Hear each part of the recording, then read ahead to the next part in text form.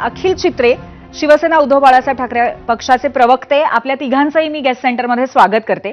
आणि सुरुवात अखिलजींपासून आज आपण करणार आहोत, कारण अखिलजी ज्या दिवसाची प्रतीक्षा शिवसैनिक बघत होते गेले काही दिवस, खास करून जुन्या काळातले शिवसैनिक सुद्धा, तो दिवस अखेर आलाय। ठाकरेंची युती संपन्न होतीये। प्रतिक्रियांचा कल बघितला तरी सुद्धा एक उत्साह दिसतोय या सगळ्यातनं। पण सगळ्यात महत्त्वाचा भाग याच्यात असा आहे की ही युती कुठेतरी काँग्रेसच्या किमतीवरती तुम्ही बनवली आहेत का, आणि ती किंमत तुम्हाला महागात पडणार आहे का?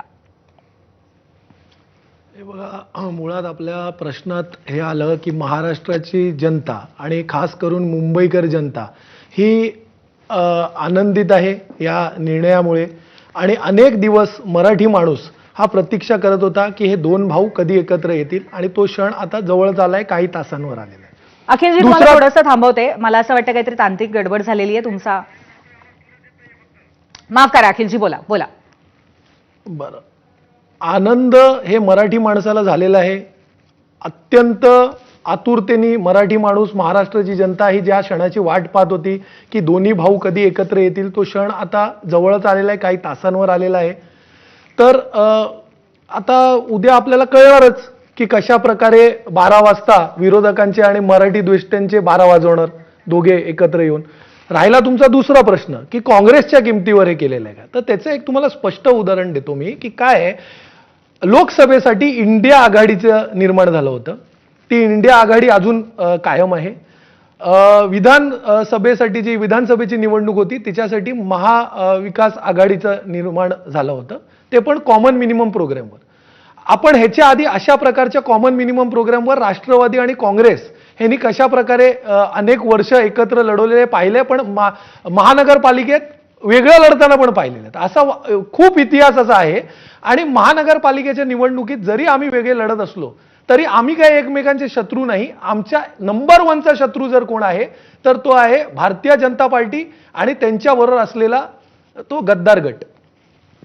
आणि मुंबईवरती खरे शिवसैनिक हे भगवा फडकवणार, हे तुम्हाला येत्या 16 जानेवारीला हे तुम्हाला दिसून येईल। बर मनीषाताई, तो गद्दार गट अशा पद्धतीने उल्लेख केलेला आहे आत्ताच अखिल चित्रेंनी।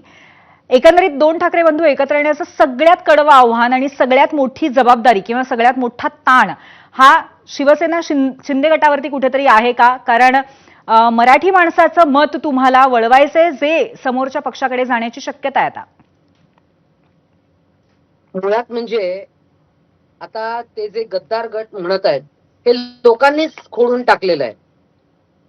लोकांनी लोकसभेला आम्हाला मतदान करून ते खोडून टाकलंय, लोकांनी विधानसभेला आम्हाला मतदान करून खोडून टाकलेलं आहे।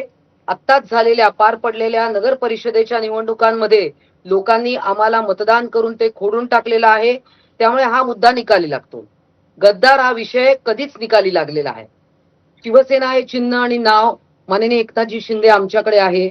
त्यामुळे ठाकरे बंधू एकत्र येणं हे फोटो ऑपॉर्च्युनिटी भरपूर मिळणार आहे निवडणुकीच्या दरम्यान, हे मीडियाला मी सांगू इच्छिते, कारण हे केवळ फोटो ऑपॉर्च्युनिटी आहे। मुळात म्हणजे आजपर्यंत एकही मीडियावाल्यांनी विचारलं नाही की तुम्ही वेगळे का झालात। हे जे सतत म्हणत आहेत की आम्ही मराठी माणसासाठी एकत्र येतोय, मग 20 वर्ष त्याच मराठी माणसाला तुम्ही का वेगळं केलं, का तुम्ही छळलत, का तुम्ही मराठी माणसात फूट पाडली, हे कोणी विचारत नाही। आणि आता एकत्र येऊन हा केवळ एक इमोशनल अपील तुम्ही सतत करत राहणार। मराठी माणसाला खरं न्याय देण्याचं काम वंदनीय बाळासाहेब ठाकरेंनंतर कोणी केलं असेल तर ते माननीय एकनाथजी शिंदे यांनी केलं। माननीय एकनाथजी शिंदे यांनी जी हाऊसिंग पॉलिसी आता हिवाळी अधिवेशनात घोषित केली, त्यामध्ये पागडी सिस्टीम हटवून मराठी माणसाला हक्काचं घर देणं, अनेक हजारो बिल्डिंगला ओसी देऊन मराठी माणसाचं घर प्रोटेक्ट करणं। बरं, नक्कीच तुमचा मुद्दा कळलाय मनीषाताई। त्यामुळे खरं उत्तरदायित्व किंवा उत्तराधिकारी हे एका दृष्टीने तुमचा शिवसेनेचा गट आहे असं तुम्ही म्हणताय।